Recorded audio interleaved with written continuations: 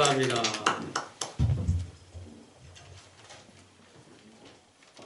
오늘 또 새로 오시거나 오랜만에 나오신 분들, 네, 저기 광명래 부교님 나오셨죠?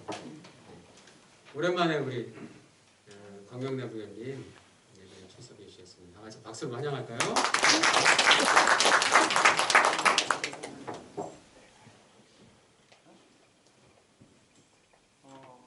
윤동욱 청년, 네, 다시 한번 주님의 이름으로 축복합니다. 네, 박수 한번 할까요? 제가 동욱 청년을 잘 모르지만 오늘 이렇게 이 자리에 나오기까지 얼마나 힘들었겠어요? 쉽지 않았을 것인데 순종해서 또 이렇게 만날 수 있게 하신 게 다 하나님의 은혜인 줄로 믿습니다. 제가 이 자리에 계신 모든 분들을 뭐 이렇게 살갑게 대하고 인사도 이렇게 아주 뭐 친절하게 하고 그러지는 못해요. 그런데 하나 확실한 건 있죠. 예수님의 사랑으로, 하나님의 사랑으로 여러분을 사랑한다는 그 마음을 잘 알아주시기 바랍니다. 자, 코로나 시대를 우리가 정말 살아가고 있어요. 오늘 코로나 시대를 살아가는 가운데 정말 우리가 너무 이렇게 오랜만에 기쁨으로 또 예배의 형식과 내용을 갖추어서 예배 드리게 되면 정말 너무나도 기쁘게 생각합니다. 코로나 시대에 어떻게 가정에서 대화들을 많이 하시나요? 코로나 시대를 살아가는 어느 부부의 이야기가 있어서 잠시 웃자고 말씀드릴게요. 남편이 먼저 아내에게 이렇게 고백했어요. 코로나 시대에 정말 좋은 게 있다면 아내가 어디 여행 가고 싶다고 안 하는 거래요. 그리고 또 아내가 쇼핑도 안 하고 외식도 안 하고 그냥 집에만 늘 있는 게 얼마나 고마운지 모른다. 그렇게 아내에게 고백을 했습니다. 그리고 남편이 아내에게 가장 고마운 게 이것이다 라고 고백을 했는데 하루 종일 마스크를 쓰고 있으니까 잔소리를 안 해서 정말 고백을 했다. 그러신가요? 그러자 아내가 기다렸다는 듯이 남편에게 이렇게 또 고백을 했습니다. 사회적 거리두기를 하니까 남편이 퇴근도 일찍 하고 술도 또 적게 먹고 또 장을 잘 안 봐서 대충 먹게 해도 잘 먹고 또 내가 사실은 쇼핑은 안 하는 것 같지만 인터넷이 발달해서 스마트폰으로 쇼핑을 할 수 있어서 너무 좋고 제일 좋은 거 내가 하루 종일 마스크를 쓰고 있는 게 성형수술을 했는데 그거를 남편이 몰라서 제일 좋다 뭐 이런 우스갯소리가 있습니다. 하루 종일 마스크를 쓰고 있는 게 참 답답한데 장점도 분명히 있는 것 같아요. 저는 작년부터는 감기를 거의 안 걸린 것 같아요. 마스크 덕분이 아닌가 그렇게 생각합니다. 코로나 시대를 살고 있는 오늘 우리는 모든 것들이 당황스럽고 또 낯설고 새로운 경험일 수 있습니다. 그런데 2000년 전에 똑같은 비슷한 일을 경험한 사람들이 있습니다. 바로 예수님의 부활을 경험한 이들도 오늘 우리와 별 차이가 없었을 것입니다.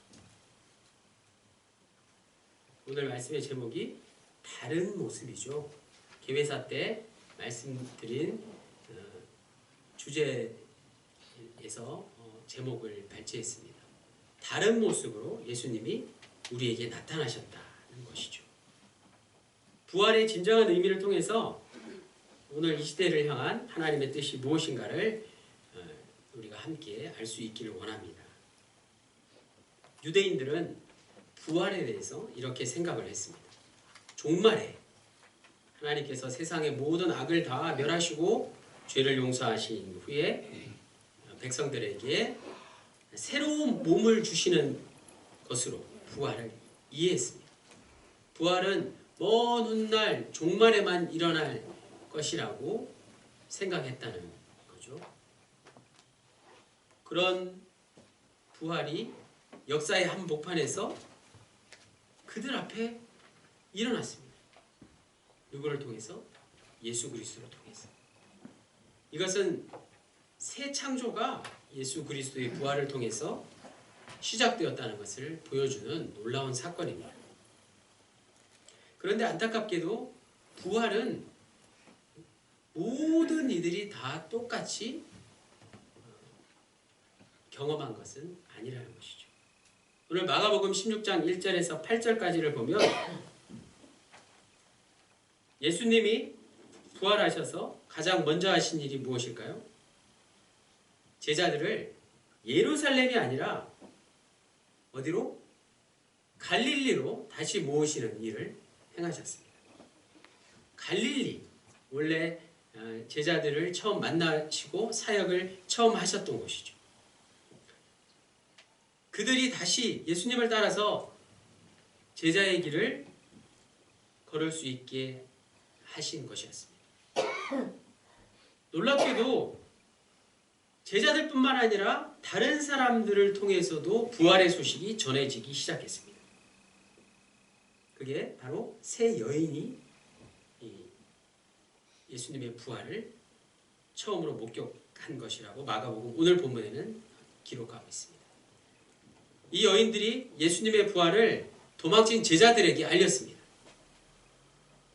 부활의 주님은 흩어진 제자들을 다시 만나주셨고 무너진 제자 공동체를 다시 일으켜 세워주셨습니다. 중간에 도망치고 이탈한 제자들을 다시 불러 모아서 새로운 공동체를 이루셨다는 것이죠.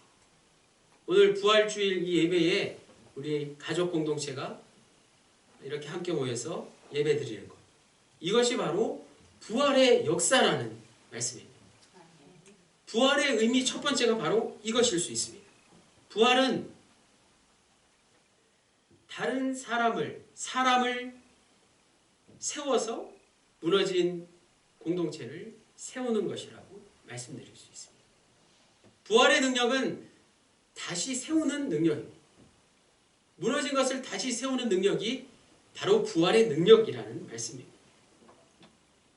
오늘 성경을 보시면, 본문을 보시면 마가복음 16장은 1절에서 8절로 끝이 납니다. 마가복음은 굉장히 간결한 내용이죠. 우리가 지금 보고 있는 개정 본문을 잘 보시면 마가복음 16장 이제 9절부터 20절까지가 관로로 묶여 있습니다. 성경에 직접 이렇게 대관로를 쳐놨죠. 자, 이 부분은 마가복음 원본에 있지 않던 내용을 나중에 첨가시킨 거라는 뜻입니다.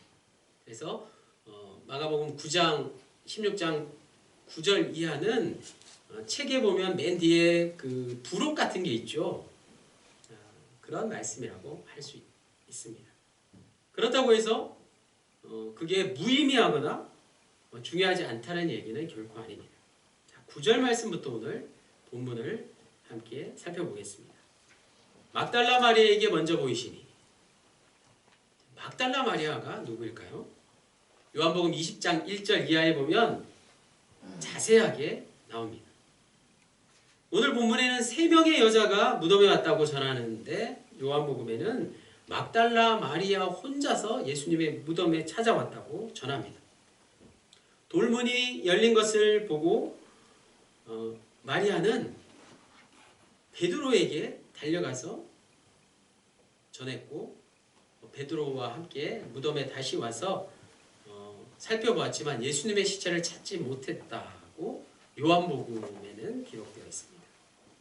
마리아 혼자 무덤 밖에서 울고 있다가 부활의 주님을 만나는 장면도 있습니다. 청년의 모습을 한 천사가 일방적으로 주님의 부활을 전하고 있는 오늘 본문하고는 달리 예수님하고 막달라 마리아하고 대화를 주고받는 내용이 요한복음에 잘 기록되어 있습니다. 누가복음 8장 2절에 의하면 막달라 마리아는 7 귀신이 들렸다가 예수님에 의해서 자유함을 얻은 그런 여인이었습니다. 이 여인은 예수님을 통해서 자유를 누리게 되었다는 것이죠. 곧 생명을 얻게 되었다는 뜻입니다. 악한 영에서 자유를 얻어 성령에 사로잡혀 예수님의 제자들의 삶에 함께 동행하게 된 것이죠. 그 생명 경험, 막달라 마리아의 그 생명 경험이 바로 오늘 우리가 알고자 하는 부활 생명 경험입니다. 막달라 마리아는 부활 경험의 첫 증인이 되는 자격이 주어졌습니다. 그런데 안타깝지만 오늘 우리의 모습을 돌이켜볼 때 오늘 우리는 매년 부활절을 맞이하고는 있지만 예수님의 부활을 이 막달라 마리아처럼 생생하게 더 절실하게 경험하지 못하고 있지는 않을까요? 왜 그럴까요? 막달라 마리아보다 더 많은 그런 다른 것들에 묶여있기 때문에 그럴 수 있습니다. 10절에서 11절 이 일을 알림해 그들은 예수께서 살아나셨다는 것과 마리아에게 보이셨다는 것을 듣고도 믿지 아니하니라. 믿지 아니하니라. 예수님의 부활을 믿지 않았습니다. 마리아는 부활의 소식을 예수님의 제자들에게 전했는데 제자들이 예수님의 부활을 믿지 않았다는 것입니다. 12절 말씀, 오늘 주보 1면에 기록된 금주의 요절, 그리고 이번 2021년도 부활절의 주제 성구와도 같은 말씀이죠. 그 후에 그들 중 2사람이 걸어서 시골로 갈 때에 예수께서 다른 모양으로 그들에게 나타나십니다. 다른 모양으로 제자들에게 나타나셨습니다. 다른 모양이 무엇일까요? 세번역에 의하면 다른 모습, 오늘 말씀의 제목과 같죠. 다른 모습으로 예수님이 제자들에게 나타나셨기 때문에 어찌 보면 당연히 예수님을 알아보지 못했다는 것입니다. 예수님의 다른 모습은 제자들이 알아볼 수 없을 만큼 과연 달랐기 때문에 오늘 우리도 매년 부활절을 맞이하기는 하지만 여전히 부활이라는 게 사람의 몸과 영이 다시 산다는 게 잘 와닿지 않는 것 아닐까요? 다르다라는 것을 오늘 분명히 알 수 있기를 원해요. 다르다는 말이 무엇인지. 먼저 우리는 이 말을 부정적으로 생각할 때가 많습니다. 우리는 다르다는 말과 틀렸다는 말을 혼동합니다. 그런데 다르다는 것은 틀렸다는 것과 분명히 다른 뜻입니다. 다르다와 틀렸다는 다른 의미입니다. 다르다라는 말 앞에 과연이라는 말을 붙여볼까요? 과연 다르다. 이 말의 뜻은 과연 다르다, 매우 특별하다라는 뜻 아니겠습니까? 예수님의 사역이 과연 달랐습니다. 분명히 달랐습니다. 그 중에서 십자가와 부활은 그 무엇과도 비교할 수 없는 우리 인생에서 가장 귀중한 과연 다른 사건이었습니다. 다르다는 말이 우리의 머릿속에 어떻게 각인되어 있을까요? 우리 민족은 예로부터 단일 민족을 자랑해 왔습니다. 단일 민족. 혈통이 다 똑같다는 거예요. 우리 민족이 단일 민족이 맞나요? 인터넷에 보면 단일 민족에 대해서 이렇게 연구한 논문들도 많이 있던데, 자, 어찌 됐건 간에 단일 민족처럼 모든 사람의 생각을 똑같이 만드는 게 과연 옳은 일일까 하는 것입니다. 과연 그게 깨끗한 것일까 생각을 해보면 그렇지 않습니다. 사람은 겉모습뿐만 아니라 그 속 생각까지 하나로 단일화시키려면 그 사람을 억압하고 통제할 수밖에 없습니다. 다른 사람을 억압하고 통제하는 것만큼 깨끗하지 않는 게 또 어디 있겠습니까? 사람은 모두가 다 다릅니다. 나와 생각이 다른 이들을 우리는 늘 주위에서 볼 수 있습니다. 그것은 나쁜 게 아니죠. 나와 생각이 다르다고 그 사람을 무시할 수 없는 것입니다. 다름을 인정하고 존중하는 것이 그리스도인의 자세 아니겠습니까? 마찬가지 오늘 우리네 신앙도 믿음도 모두 다릅니다. 조금씩 다르기도 하고 많이 다르기도 합니다. 하지만 더 중요한 게 있습니다. 우리네 신앙과 믿음의 목표는 같다는 것이죠. 어찌 보면 담임사관은 설교자는 여러분에게 신앙과 믿음의 목표만을 제시할 뿐입니다. 서로의 생각이 다를 수 있지만 서로의 각자의 처지가 다 다르므로 서로를 무시하지 않고 존중하고 궁극적으로 신앙과 믿음의 목표를 한 것으로 집중해서 그것을 향해 나아갈 때 우리는 비로소 하나가 될 수 있습니다. 사공이 많으면 배가 산으로 간다 라는 우리가 잘 아는 속담이 있죠. 이 속담은 이제 틀린 말이 될 수 있습니다. 잘 생각해 보십시오. 사공이 많으면 배가 산으로 간다. 즉 사공은 한 사람이어야만 된다라는 말이죠. 과연 그럴까요? 한 사람의 지도자가 모두를 다 똑같이 통제하고 억압하고 한 사람의 지도자만을 아무 생각 없이 따라가야 된다라는 그런 말은 오늘 우리가 사는 이 시대에 이제 틀린 말이 될 수 있다는 뜻입니다. 한 사람의 영웅을 따르라는 구시대적인 사고방식은 여전히 한 사람만을 의지하고 한 사람만을 쳐다보게 하는 것이죠. 오늘 사는 현대 사회에서 진정한 리더십이라는 것은 한 사람만의 리더십이 아닙니다. 그래서 학교에서도 요즘 우리 영찬이가 초등학교 입학했는데 얼마나 제가 초등학교 다닐 때하고는 상상할 수 없는 그런 아주 민주적이고 개방적이고 자유로운 교육 현장이 지금 진행되고 있는지 너무 놀랍습니다. 더 이상 학교장 리더십이 아니라 학교 리더십이 필요한 시대가 되었습니다. 교회도 마찬가지죠. 더 이상 담임사관 리더십이 아니라 영문 리더십이 필요하다는 말씀이에요.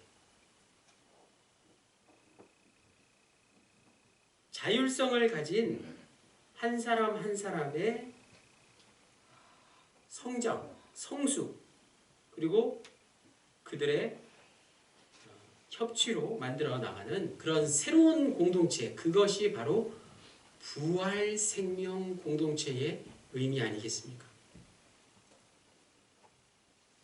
오늘을 사는 우리가 기대하는 게 무엇일까요? 여러분 여전히 신앙생활을 하시면서 무엇을 기대하고 살아가십니까? 오늘 간증을 해주신 우리 부교님 말씀 참 많이 공감하고 많이 우리의 모습을 돌아보게 했습니다. 그런데 우리가 신앙생활을 하면서 기대하고 있는 게 무엇일까 생각해 보니 부활의 주님을 만나기 이전의 제자들의 모습처럼 여전히 성공만을 기대하는 것은 아닐까? 권력을 기대하고 있는 것은 아닐까? 물질만을 기대하고 있는 것을 아닐까? 어떤 보상을 기대하면서 신앙생활을 하고 있는 게 아닐까. 지금 제가 말씀드린 이 네 가지는 다 예전에 우리가 기대하던 것들이어야 합니다. 여지껏 우리가 기대했던 것들을 여전히 앞으로도 기대하며 살아간다면 그건 예수님이 누구신지 아직도 잘 알지 못하는 것입니다. 예수님이 왜 십자가에 달려 죽으셨는지를 아직 잘 모른다는 뜻입니다.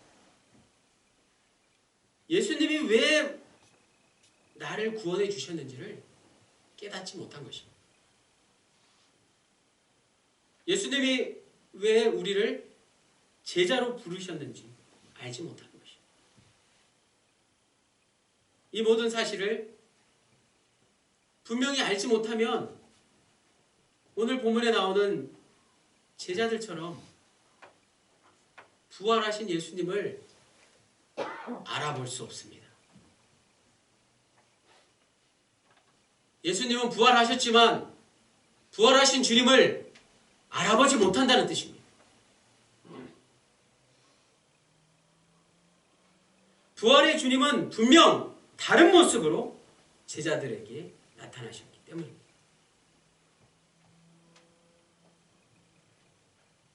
영찬이하고 등산을 하다가 항상 궁금한 게 있었습니다.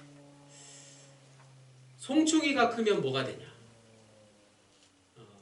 영찬이가 물어봤는데 선뜻 대답을 못하겠더라고요. 송충이가 크면 뭐가 되죠? 송충이가 크면 그냥 송충이는 송충이로 살다가 죽나요? 송충이 역시 분명 다른 벌레들과 마찬가지로 애벌레일 뿐입니다. 송충이가 커서 솔나방이 돼요. 물론 해충이기는 합니다. 누에나방의 애벌레인 것 같습니다. 여기서 저는 그리고 오늘 우리는 부활의 힌트를 얻을 수 있습니다. 벌레에는 수억만 개의 종류가 있지만 제가 어렸을 때 보았던 그 징그러운 그 애벌레들 우리 주위에 점점 잘 볼 수 없죠. 제가 어릴 적에는 소나무나 뭐 무슨 감나무나 사철나무 뭐 이런 덩굴이 우거진 곳에 가면 항상 송충이 뿐만 아니라 털이 숭숭 나 있고 열심히 나뭇잎을 갉아먹는 그 애벌레들이 얼마나 많았는지 모릅니다. 지금도 간혹 있기는 하죠. 학교에서 노란 고무줄하고 나무 가지를 이렇게 결합시켜서 손수 만든 그 집게 기억 안 나시나요? 노란 고무줄을 이런 나무젓가락 같은 게 이렇게 묶어가지고 집게를 만들어서 그 집게하고 봉지를 들고 학교 주위에 소나무에 있는 송충이를 따서 그 모아서 선생님께 드려야 될지 모르겠어요. 송충이가 솔나무를 갉아먹으니까 그 송충이를 잡는 날을 정해놨던 기억이 있습니다. 자연 속에 애벌레, 송충이를 비롯한 이 모든 애벌레는 고치를 만드는 사실입니다. 애벌레의 맨 마지막이 바로 이 고치예요. 무덤과 같죠. 그리고 그 고치 안에서 껍질을 벗어내고 성충인 나비 그리고 나방이 되어서 하늘 위로 날아오르는 것이죠. 그 끔찍한 송충이하고는 전혀 다른 모습으로 부활하는 것 아니겠습니까? 나비를 생각해 보십시오.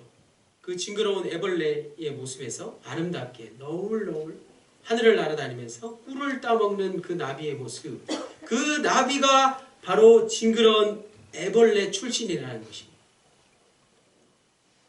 우리의 모습을 보십시오. 마찬가지입니다. 벌레와 같은 우리네 인생, 저 십자가를 통과해서 전혀 다른 모습으로 부활하게 된다는 사실. 합덕영문의 십자가가 전혀 다른 빛을 지금 띠고 있지 않습니까? 저 십자가 밑에서 나의 죄악이 모두가 다 처리된다는 사실입니다. 저 십자가를 통과할 때 우리에게 부활이 있다는 사실입니다. 그러나 십자가에서 죽고 부활을 통해 살아나는 인생을 그 누구도 벌레와 같은 인생이라고 말할 수 없습니다. 그것은 분명한 나비 인생이기 때문입니다. 우리가 기억하는 것은 벌레가 아니라 나비라는 사실입니다. 나비 인생이 곧 부활 생명을 통해서 얻게 되는 우리 그리스도인들의 삶이라는 것입니다. 마지막 13절, 두 사람이 가서 남은 제자들에게 알렸으되 역시 믿지 아니하니라. 마가복음 16장 12절로 13절은 우리가 잘 아는 엠마오 마을로 가는 두 제자의 이야기와 같습니다. 그 이야기는 누가복음 24장 13절에서 35절까지 아주 길게 자세하게 나와 있습니다. 예수님의 십자가 처형과 빈 무덤에 관한 이야기를 나누면서 엠마오 마을로 향해 가는 두 제자에게 부활의 주님이 나타나셨습니다. 제자들은 예수님이 누구신지 여전히 알아볼 수 없었습니다. 그런데 놀랍게도 저녁 식사를 같이 들고 주님께서 축사하시면서 떡을 떼어서 그들에게 나누어 주셨을 때 그들의 눈이 밝아져서 예수님이 누구신지, 예수님이 바로 그들이 그토록 원했던 부활의 주님이었다는 것을 알아볼 수 있었다는 말씀이죠. 제자들이 예수님을 알아보자마자 예수님은 사라졌습니다. 이제 그들은 엠마오 마을에 머무르지 않고 다시 예루살렘으로 돌아가서 나머지 제자들과 세상 모든 사람들에게 자신들이 만난 부활의 주님을 남은 여생 동안 전하면서 살게 되었다는 말씀이죠.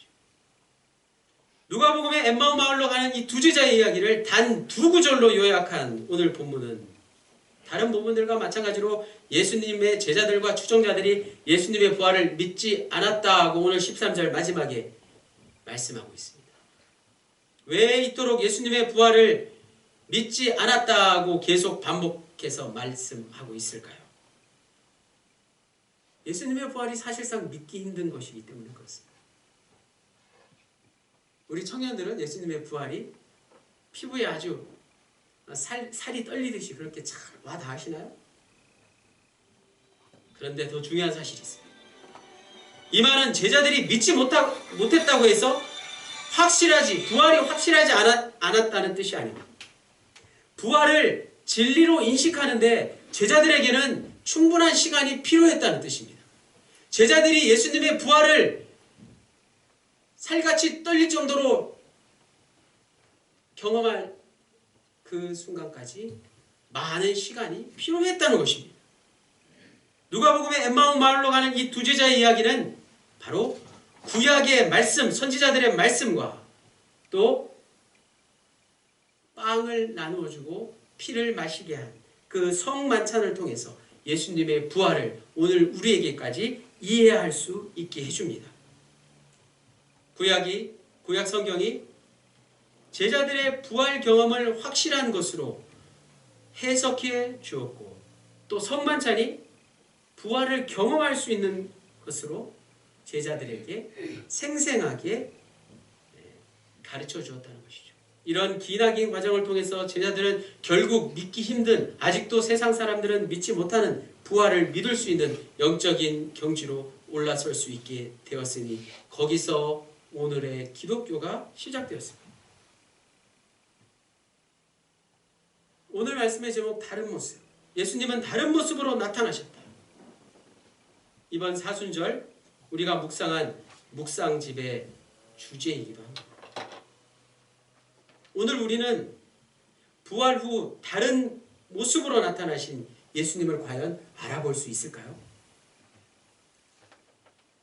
다른 모습으로 나타나신 예수님을 알아보려면 어떻게 해야 될까요? 달라진 예수님을 알아보기 위해서는 우리의 존재 역시 분명히 달라져야 합니다. 우리의 겉만 달라지는 게 아니라 우리의 속, 우리의 모든 것, 머리에서 발끝까지, 우리의 마음속에 있는 모든 것, 털끝까지, 내 마음의 모든 구조, 내 모든 생각, 모든 게 다 완전하게 다 달라져야지 부활하신 주님을 만날 수 있다는 말씀입니다. 새로워진 창조 세계를 경험하는 게 바로 그것입니다. 우리가 다시 생명 가득한 희망의 노래를 부를 수 있도록, 또 지금의 고난이 생명을 낳는 희망의 진통이 된다는 사실을 저 십자가의 죽음과 부활의 다른 모습을 통해서 깊이 성찰하는 오늘 부활절이 되시기를 바랍니다. 오늘 부활절은 그런 날이 되었으면 좋겠습니다. 예수 그리스도의 부활이 우리의 희망이 되었으면 좋겠습니다. 그리스도인들의 모습, 즉 나는 모든 이들에게 과연 다른 모습으로 살아가는구나. 다른 모습으로 우리의 남은 인생을 살아가시는 우리 모두가 될 수 있기를 주님의 이름으로 간절히 축원합니다. 기도드리겠습니다. 하나님, 독생자 아들 예수 그리스도를 죽은 자들 가운데서 부활 생명에 이르게 하심으로 오늘 우리가 시련과 절망 속에서도 기쁨과 평안을 잃지 않고 살아갈 수 있습니다. 이 모든 것 우리를 사랑하시는 하나님의 특별한 은혜임을 이 시간 고백합니다. 이 시간 이 자리에 함께한 모든 이들에게 부활 생명이 주어짐으로 이전과는 분명 다른 모습으로 이 세상을 살아갈 수 있도록 축복해 주십시오. 부활의 주 예수 그리스도의 이름으로 기도드립니다. 아멘. 할렐루야. 다 함께 자리에서 일어나셔서 마지막 찬송 618장 찬송 부르시고 축도하심으로 마치겠습니다.